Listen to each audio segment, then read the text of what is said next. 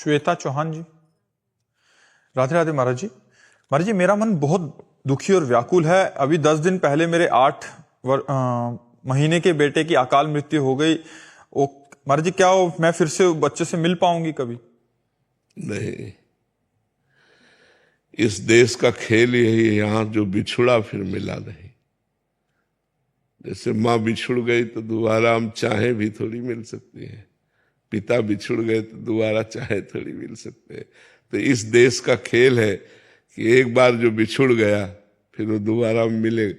मेला में बिछुड़ जाए तो मिल सकता है, लेकिन यहाँ शरीर छोड़ करके जब चला गया तो दोबारा फिर उससे मिलना बहुत कठिन है, दोबारा मिलना बहुत कठिन है। अब वो जीव किस लोक में गया, किस योनि में गया, क्या पता चले कि वो क्या बना जा करके, किस योनि में गया, किस लोक में है, ये तो भगवान ही जानते हैं ना। तो हमारा अच्छा, अगर वो किसी और लोक में हो और रूप में हो तो उससे हमें प्यार नहीं है। हमें तो प्यार था जो हमारे पुत्र के रूप में था। तो हमारे पुत्र के रूप में जो था वो कभी नहीं मिलेगा। अगर हम तपस्या भी करें तो हमें दूसरे रूप में मिलेगा कि वो जिस योनि में होगा उसको सामने लाया जाएगा कि ये देखो ये अमुक बना। तो उससे हमारा प्यार नहीं है। हमारा प्यार तो हमारे पुत्र के रूप में था, और वो रूप नष्ट हो जाता है, वो दोबारा नहीं प्राप्त होता है। तो इस दुख से हम बाहर कैसे आ सकते हैं महाराज? भजन, भगवान का जब हम भजन करेंगे, नाम जप करेंगे, सत्संग सुनेंगे, भगवान की कथाएं सुनेंगे, तो निश्चित हम इस दुख से ऊपर उठ जाएंगे। और यदि भगवान से नहीं जुड़ेंगे तब तो पूरे पूरे जीवन ये हमको खाता रहेगा, दुख देता रहेगा कि आज हमारा बेटा 10 साल का होता, अब हमारा बेटा 20 साल का होता। और ऐसी कामनाएं कर करके हम पूरे जीवन भर उसे याद रखेंगे और दुखी होते रहेंगे। अगर हम सत्संग सुनेंगे तो हमें पता चल जाएगा ये सब ऐसे ही है, ये संसार का खेल ही ऐसे ही है। तो हमारी विस्मृति हो जाएगी, हम आगे आनंद पूर्वक जी सकेंगे। इसलिए हमें नाम जप करना चाहिए, सत्संग करना चाहिए और भगवान की कथाएं सुननी चाहिए। जी। मोहित शर्मा जी, राजस्थान से। राधे राधे महाराज जी। महाराज जी, मैं एक ज्योतिष हूँ। लोगों की कुंडली देखते समय उनकी ऊर्जा और उनके दुख मेरे भीतर उतर जाते हैं, मतलब जिन पे मन पे बहुत असर होता है। फिर महाराज जी, मैं अपनी आंतरिक शांति और संतुलन कैसे बनाए रखूं जिससे मतलब मेरा भी भगवत मार्ग पर। देखो, बिना अध्यात्म के सब काम अधूरा होता है। अगर आप अध्यात्मवान बने तो ज्योतिष भी सही हो जाएगी और आप भी सही हो जाओगे। अध्यात्मवान बनने के लिए नाम जप करना चाहिए, वो आप कर रहे हो, और अधिक नाम जप करो। और सही माने में बात है कि दूसरे के दुख मिटाए नहीं जा सकते, नहीं, थोड़ा सा रेखाओं के ज्ञान से या ग्रह नक्षत्रों के योग से कि ये ग्रह यहाँ विराजमान होता तो दुख होता है, ये ग्रह यहाँ विराजमान होता तो हानि होती है, ये ऐसा है। जैसे जातिका भरण नामक ग्रंथ है ना, उसको पढ़ो तो उसमें सब लिखा हुआ है। तो इसके द्वारा हम किसी को कुछ थोड़ा सा बता सकते हैं, लेकिन दुख निवृत्ति नहीं कर सकते। दुख निवृत्ति तो भगवान के भजन से ही होगी। जितना हम भजन करेंगे उतना ही हमारा दुख दूर होगा। तो आप भी भजन कीजिए और अध्यात्मवान बनिए और दूसरों की दुख निवृत्ति के लिए भगवान से प्रार्थना कीजिए जो आपके पास आवे। और उनको ऐसे कभी वचन मत बताइए जिससे वो डिस्टर्ब हो जाए, जिससे वो डिप्रेशन में चले जाए। अब जैसे आपको हम पे विश्वास है, हम अभी आपको ऐसे ही कह दें, अब आप तो गए, देख लो, अगर 10 दिन में आपका चेहरा डाउट ना हो जाए तो बता देना, नहीं। और भले चाहे जितनी बड़ी विपत्ति आनी हो, अरे यार कुछ कोई बात नहीं है, बड़ी बड़ी विपत्तियां भगवान के नाम जब से नष्ट हो जाती है, भगवान के सुमरन से, तो आपको एक बल मिलेगा, एक उत्साह मिलेगा। तो जैसे जो प्रवीण ज्योतिषाचार्य नहीं होते, वो ज्योतिष के द्वारा लोगों को बहुत दुख भी प्रदान करते हैं। प्रतीक जी, राधे राधे महाराज जी। महाराज जी, सभी रसों में माधुर्य रस सर्वोत्तम माना गया है, तो यदि कोई सख्य रस में हो तो वहां से आगे कैसे बढ़े? भगवान ही बढ़ाते हैं इन रसों में। रसदाता भगवान है, भगवान से प्रार्थना करें कि हमको माधुर्य रस में पहुंचने का मार्ग दीजिए। तो ऐसे माधुर्य रस में डूबे हुए किसी संत का आश्रय, रसिक का आश्रय मिल जाएगा तो रास्ता हो जाएगा। जैसे हम संन्यास मार्ग के पथिक थे और भगवान से प्रार्थना की तो भगवान ने हमें वृंदावन में हरिवंश महाप्रभु की शरण दे दी।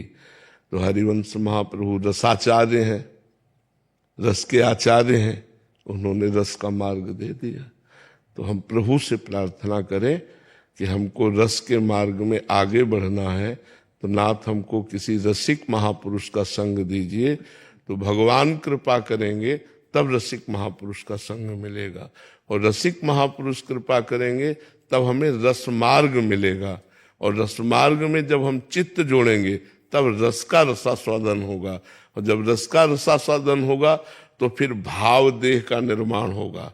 जैसे सखा में सखा भाव का, ऐसे सहचरी भाव का, गोपी भाव का जो भाव देह में, तब वो उस रस का वास्तविक रसास्वादन कर पाता है जब भाव देह का निर्माण होता है।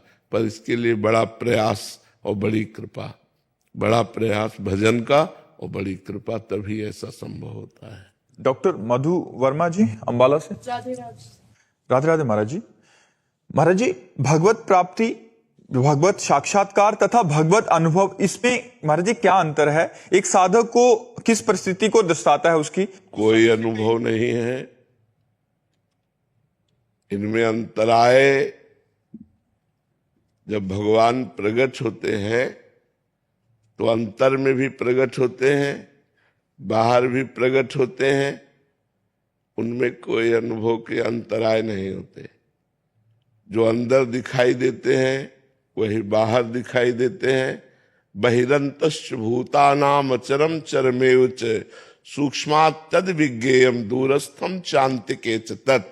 वो परमात्मा जब किसी के अनुभव में आता है तो बहिरन वो भीतर देखता है, अंतर में वो बाहर देखता है, वो दूर देखता है, वो नजदीक देखता है, वो जिधर देखता है जित देखूं तित श्याममयी है। अब देखने में अंतराय हो जाता है, अनुभव में अंतराय नहीं होता। देखने में कोई राम रूप उपासक है, कोई श्याम रूप उपासक है, कोई शिव रूप उपासक है, कोई गणपति रूप उपासक है, तो वही परम तत्व विभिन्न रूपों में भक्तों की भावना के अनुसार वो दर्शन देता है। जाकी रही भावना जैसी प्रभु मूर्ति देखी तिन तैसी। अब कोई निराकार परमात्मा की उपासना करता है तो वो केवल अनुभव में आएगा, वो दिखाई नहीं देगा। अब साकार भगवान की उपासना करता है तो अनुभव में भी आएगा और वो दिखाई भी देगा। जैसे हम चाहें कि हम प्रभु से बातचीत करें तो हमारी उतनी भजन की क्षमता हो जाए कि पांच भौतिक शरीर से हमारा राग नष्ट हो जाए और हमारे अंदर चिदानंद भाव देह की रचना हो, तो हम चिदानंद भाव से सच्चिदानंद भगवान से बातचीत कर सकते हैं, इस शरीर से नहीं। ये शरीर पांच भौतिक है, ये माता पिता के द्वारा प्रकट हुआ शरीर, यह पवित्र शरीर है। इस शरीर से हम भगवान से बातचीत नहीं कर सकते। इसी शरीर में अंतर में जो एक भाव शरीर प्रकट होता है वो भजन के द्वारा होता है। उस शरीर से, इन्हीं श्रवणेन्द्रिय से हमें सुनाई देगा, इसी वाक्येंद्रिय से हम बोलेंगे, लेकिन वो दिव्य होगी। तब हम भगवान से बातचीत करते हैं, तब हम भगवान को देखते हैं। जैसे अर्जुन जी भगवान के साथ हैं, तो जो अर्जुन जी भगवान का रूप देख रहे हैं वो रूप अपने लोग नहीं देख सकते, लेकिन अर्जुन जी जो रूप देख रहे हैं उससे भी एक अलौकिक रूप है जिसको भगवान ने अर्जुन को दिव्य दृष्टि दी, तब देख पाए। तो भगवान के विभिन्न रूप हैं, भगवान के विभिन्न लीलाएं हैं, विभिन्न नाम हैं। भक्त जैसी भावना करता है वैसा भगवान उसके अनुभव में और उसके साक्षात्कार में आते हैं। अनुभव होता है कि भगवान है और उसका हृदय प्रतिपल इसी आनंद में डूबा रहता है, लेकिन भगवान कैसे हैं ये साक्षात्कार में आता है। लेकिन अनुभव सबका एक जैसा होगा, चाहे निराकार हो चाहे साकार जैसा हो, लेकिन साक्षात्कार जो होगा वो अलग होगा, वो रूप धारण किए होगा और वो अरूप होगा, ऐसा।